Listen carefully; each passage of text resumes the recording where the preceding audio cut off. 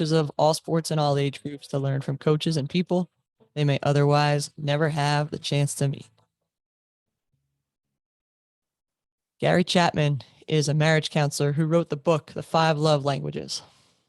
And it's a great book. I highly suggest you go read it, whether you are married or not, or in a relationship or not. We deal with people, and people talk in these languages. He boils successful marriages and relationships down to a couple's ability to recognize and then speak the other person's love languages. So the 5 love languages are words of affirmation, quality time, receiving gifts, acts of service, and physical touch. Words of affirmation, quality time, receiving gifts, acts of service, physical touch. And shoot, if you're my husband or my brother-in-law, there's a 6th love language, and it's food. So Chapman discusses how each of us have a primary language that we speak and the way we feel the most loved. So your love language might be physical touch, and you may have a partner whose love language is words of affirmation. So you could hold their hand and hug and kiss and snuggle them until you're bursting. But if you don't know that a compliment makes them feel loved, their emotional tank gets drained really quickly. And I actually happened to read that book on our honeymoon, the week after we got married. And we're talking about language. The phrase, how's your tank? How full is your tank? That's unique. Well, not anymore. That's unique to mine and my husband's relationship. Because his love language is quality time. I'm a coach. We are occupied a lot of the time. So when we block out that time to have together at the end of the day, we make sure that it's good quality time. We're not on our phones. We have dinner together. We make sure that we fill his tank. My love language is physical touch.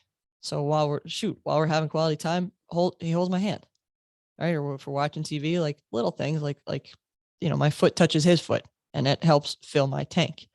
So we started to use the phrase, especially early in our marriage. We're only married almost 3 years now. How's your tank? And if it was low, we would do something that would fill it. And if it was high, we would continue to do the things that were filling it. To an outsider, that doesn't really make a lot of sense. But to us, in our culture of our marriage right now, makes sense. So kind of in relation to coaching here, I ask my kids not how they feel loved, but how they feel appreciated on our form at the beginning of the year when they pick captains and that kind of stuff. I just ask, how do you feel most appreciated? And I'll give them examples of is it when I high five you when you come out of a game? Is it when I tell you did something well during the middle of practice? Is it a note that I write you, right? That could be like receiving gifts. Is it sitting next to me on the bus and just talking about life on the ride to a game? That would be quality time. How do you feel most appreciated? Because again, if they feel most appreciated when I'm spending time with them on the bus, and all I'm doing is affirming their play or affirming their actions, they're not going to feel appreciated. So as the theme this week is language, that's how I want to kind of challenge you of what is your love language. Ask your players. The simple act of asking shows them you want to care about them more, and it'll help you connect with them. And I think that'll give you a competitive advantage when push comes to shove. While the other things are equal, if your players know you care about them, they will go the extra mile for their team.